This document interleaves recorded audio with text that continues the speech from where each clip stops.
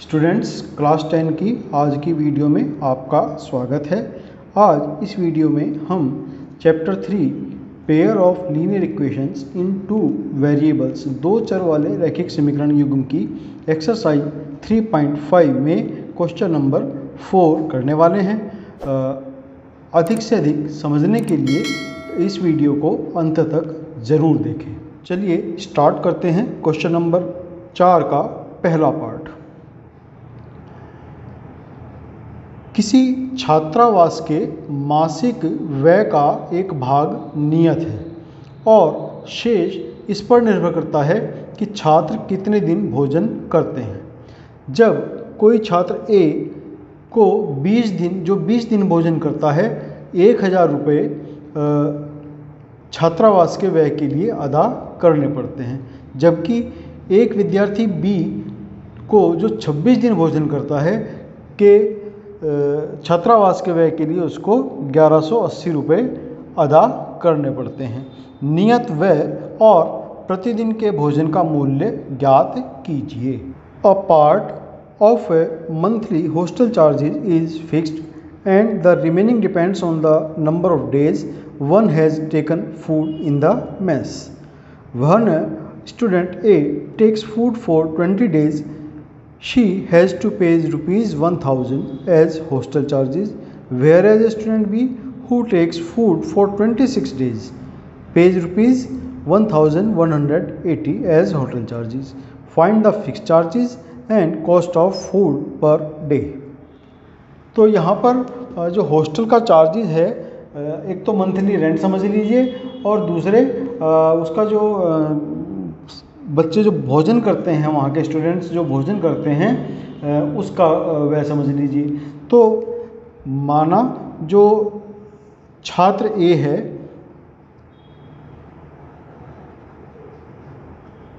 Students ए, sorry यहाँ पर हमें ये बताना है कि उसका फिक्स चार्जेस कितना है हॉस्टल का और पर डे भोजन की कॉस्ट क्या है। तो यहाँ पर छात्र से कोई मतलब नहीं हमारा। माना हॉस्टल का नियत किराया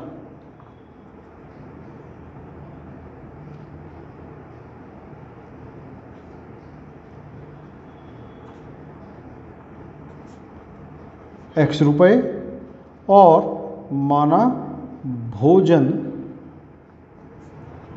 का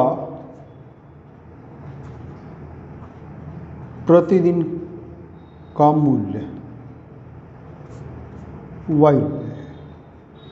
तो अब बात हम करेंगे स्टूडेंट ए की, छात्र ए के लिए। फॉर द स्टूडेंट ए क्या कहा उसने कि वो 20 दिन भोजन करता है तो 1000 रुपये वो पे करता है। तो 20 दिन 1000 रुपये में क्या क्या है, जो हमारा हॉस्टल का फिक्स्ड चार्जेस है X रुपये वो है, और 20 दिन के भोजन का जो कॉस्ट है वो है। तो X नियत किराया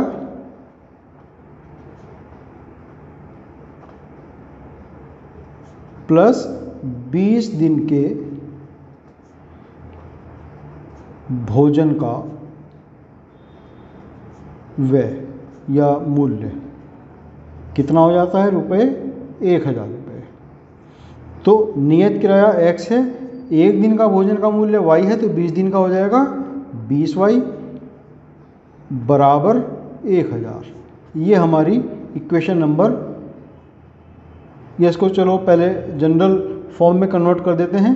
तो X plus 20Y minus 1000 equal 0। ये इक्वेशन नंबर हमारी 1 यहाँ से मिलती है। अब स्टूडेंट बी के लिए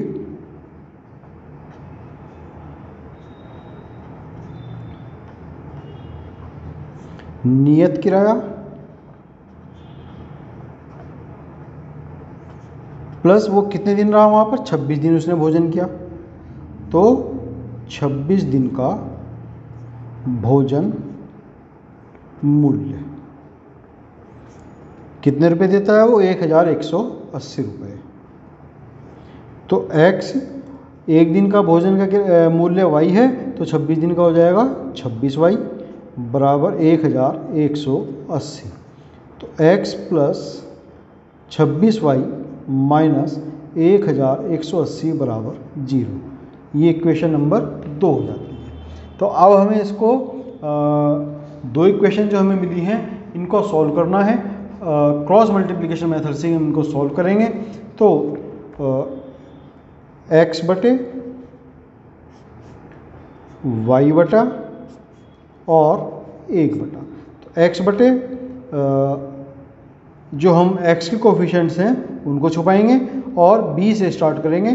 तो यानी कि b1 b2 c1 c2, उसी तरीके से c1 c2 a1 a2, फिर a1 a2 और b1 b2। तो यहाँ से हमें मिलते हैं x बटे b1 क्या है, यानी कि पहली इक्वेशन में y का जो कोफिशिएंट है वो है 20, और b2 क्या है दूसरी इक्वेशन में y का कोफिशिएंट 26। फिर c1 c2 पहली इक्वेशन में कांस्टेंट टर्म -1000 और दूसरी इक्वेशन में -1180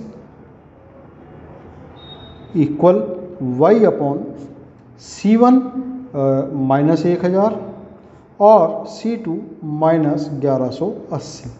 a1 a2 यानी कि x के जो कोफिशिएंट है पहली इक्वेशन में 1 दूसरी इक्वेशन में भी 1 इक्वल 1 अपॉन 1 1 और b1 b2 क्या थे 20 26। तो अब हम इनकी यहाँ पर सॉल्व करेंगे।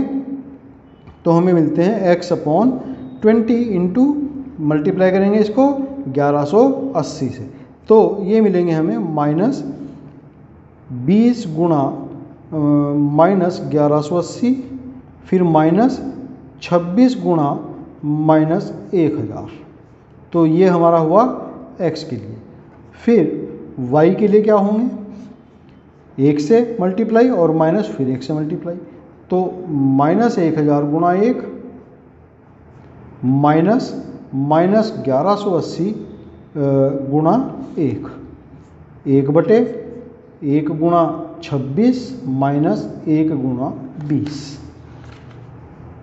तो हमें मिलते हैं x अपॉन 20 गुणा -1180, तो प्लस इंटू माइनस माइनस मिलेंगे और 2 जीरो हो जाएंगे और 118 का double 236, minus into minus plus हो जाएंगे और 26 गुणा 1000 तो 26000 y अपॉन -1000 इंटू 1 तो -1000 माइनस इंटू माइनस प्लस 1180 और 1 बटे 26 माइनस 20, 26,000 माइनस 23,600। तो ये बचते हैं हमारे पास 2,400। y अपॉन 1180 माइनस 1000 तो ये बचेंगे 180 और 1 अपॉन 26 माइनस 20 6। तो एक बार x और 1/6 लेंगे फिर एक बार ये वाला। तो x अपॉन 2400 बराबर 1/6 लेने पर हमें मिलते हैं x बराबर 2400/6। तो 6 चौक 2400 400। तो x के मान आए 400। अब y के मान निकालने हैं तो हम क्या करेंगे y अपॉन 180 बराबर लेंगे 1/6। तो यहाँ से हमें y के मान मिल जाते हैं 180/6 6 18 30, y के मान मिल जाते हैं 30। तो यानी कि इसका मतलब क्या हुआ कि जो हॉस्टल का नियत किराया है वो तो है ₹400 और प्रतिदिन भोजन का मूल्य वो कितना है ₹30। तो ये हमें यहाँ पर आंसर मिल जाता है। तो ये हमारा पार्ट फर्स्ट था। अब हम करेंगे इसमें next part second. Question number 4 second part. एक भिन्न 1/3 हो जाती है जब उसके अंश से 1 घटाया जाता है, और वह 1/4 हो जाती है जब हर में 8 जोड़ दिया जाता है। तो वह भिन्न ज्ञात कीजिए। A fraction becomes 1/3 when 1 is subtracted from the numerator, and it becomes 1/4 when 8 is added to its denominator. Find the fraction. तो माना भिन्न का अंश x है और माना भिन्न का हर y है, तो भिन्न क्या बन जाएगी? x/y। तो पहली कंडीशन में क्या कहा उसने? फर्स्ट कंडीशन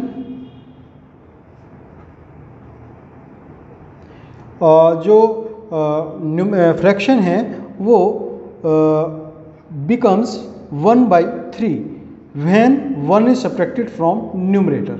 उसके अंश में से 1 घटाने पर वो 1/3 हो जाती है। तो अंश कितना है? x है, तो x में से 1 घटाएंगे तो x - 1/y, तो ये भिन्न बन गई 1/3। क्रॉस मल्टीप्लाई करेंगे तो 3 × x - 1 = y × 1। तो यहाँ से 3x - 3 = y या 3x - y - 3 = 0। ये बनी हमारी इक्वेशन नंबर फर्स्ट। फिर सेकंड कंडीशन इसकी,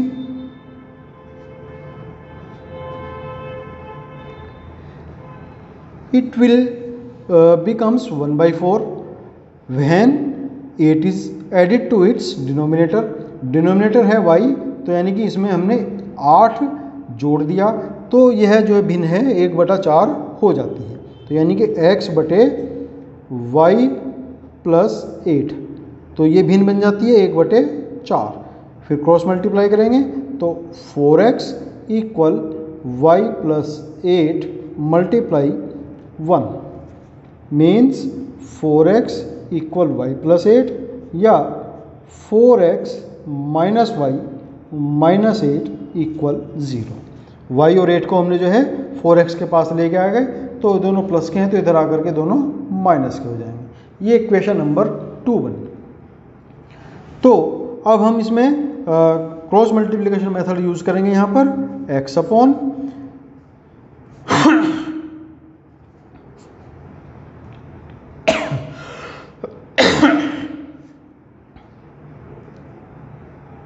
y अपॉन और 1।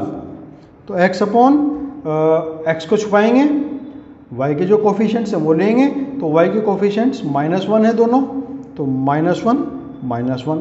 और जो हमारे अचर पद हैं, जो कांस्टेंट टर्म्स हैं वो लेंगे, तो -3 और -8।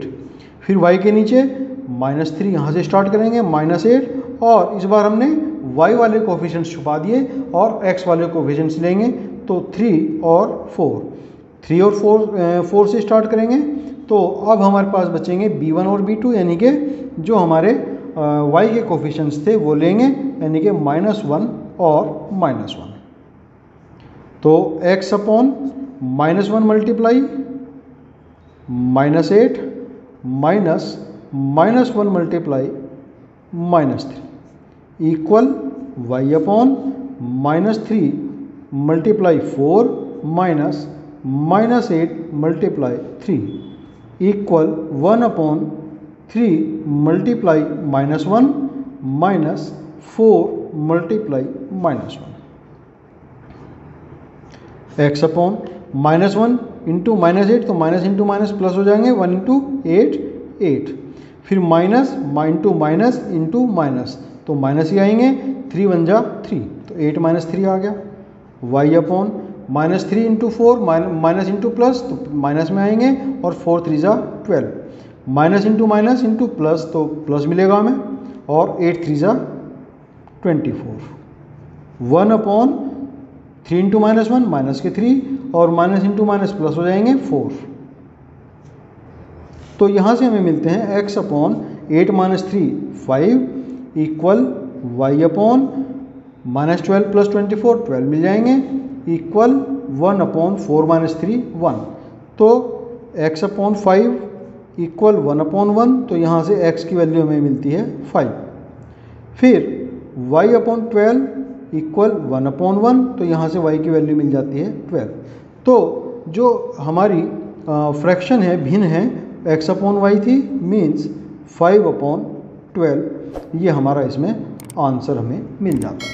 चेक करेंगे तो उसने कहा कि यदि न्यूमरेटर में से एक सब्ट्रैक्ट कर दिया जाए, तो यानी कि 5 में से एक सब्ट्रैक्ट करेंगे 4, तो 4/12, 4/12 मीन्स इसको सिंप्लीफाई करेंगे तो 1/3, तो वही उसने कहा कि 1/3 हो जाती है।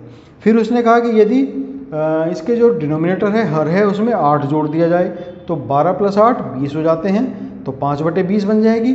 सिंप्लीफाई करने पर यह 1/4 मिलती है, तो वही उसने कहा कि 1/4 वो हो जाती है। तो यानी कि दोनों कंडीशन हमारी कंप्लीट हुई, तो ये हमारा आंसर इस यहाँ पर करेक्ट है। Part 3, question number 4, part 3। क्या है पार्ट 3? यश ने एक टेस्ट में 40 अंक अर्जित किए। जब उसे प्रत्येक सही उत्तर पर 3 अंक मिले और अशुद्ध उत्तर पर 1 अंक की कटौती की गई। यदि उसे सही उत्तर पर 4 अंक मिलते और अशुद्ध उत्तर पर 2 अंक कटते, तो वह 40 अंक अर्जित करता। तो टेस्ट में कितने प्रश्न थे? तो यहाँ पर हम सपोज करेंगे, माना यश ने x आंसर सही दिए और y आंसर उसने गलत दिए। माना यश के सही प्रश्नों की संख्या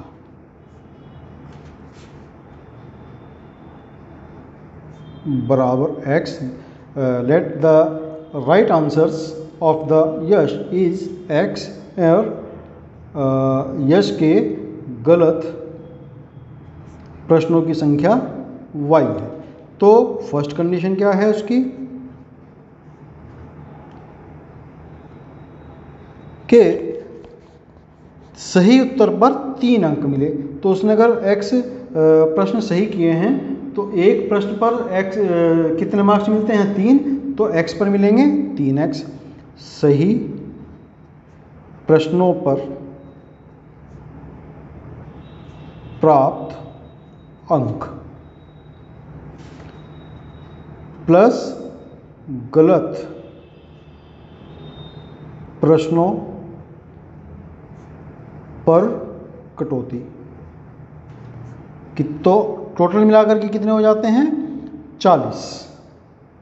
तो यानी कि सही प्रश्नों पर प्राप्त अंक 3 है उसके, तो 3 × x, और गलत प्रश्नों पर जो अंक कटते हैं वो 1 कटता है, तो y प्रश्न किए हैं तो माइनस के y, चूँकि इतने अंक उसके सब्ट्रैक्ट हुए हैं, इक्वल 40।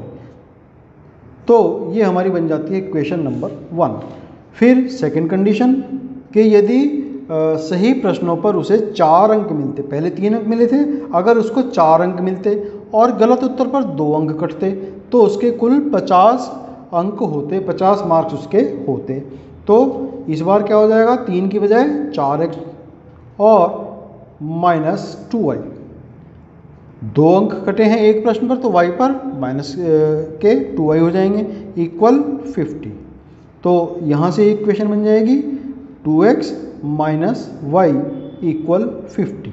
ये इक्वेशन नंबर 2 हो गई। अब चूँकि इसमें ये कहा गया है कि हम किसी भी बीजगणितीय विधि से हल कर सकते हैं, तो पहले 2 भाग तो हमने जो है क्रॉस मल्टीप्लिकेशन मेथड से यहाँ पर सॉल्व किए हैं। अब बाकी के हम देखते हैं अलग अलग विधियों से और दूसरी विधियों से भी हल करेंगे। तो यहाँ पर हम देखते हैं कि y का जो कोफिशिएंट है दोनों में -1 है, तो हम यहाँ पर एलिमिनेशन मेथड का यूज़ कर सकते हैं या फिर सब्स्टिट्यूट मेथड का भी यूज़ कर सकते हैं। तो हम फिलहाल यहाँ पर एलिमिनेशन मेथड का यूज़ करते हैं, विलोपन विधि का यूज़ करेंगे। तो इक्वेशन 1 से इक्वेशन 2 घटाने पर, सब्ट्रैक्ट करने पर, तो 1 क्या है हमारी? 3x माइनस वाई इक्वल 40 और सॉरी यहाँ पर हो जाएंगे हमारे 25। जब हमने इसको 2 से डिवाइड किया है तो ये भी हमारे यहाँ पर 2 से डिवाइड होंगे, 25 हो जाएंगे। तो इक्वेशन नंबर 2 है 2x minus y equal 25। Subtract करेंगे माइनस प्लस माइनस, तो 3x माइनस 2x x बचेंगे, माइनस वाई प्लस वाई 0 बचेंगे और 40 माइनस 25 15। तो x की वैल्यू हमें मिल जाती है 15।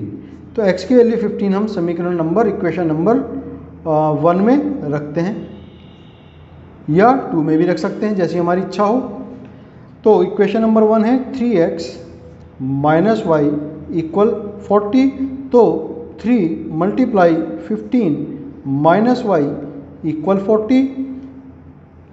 3 मल्टीप्लाई 15 45 हो जाएंगे, माइनस वाई इक्वल 40।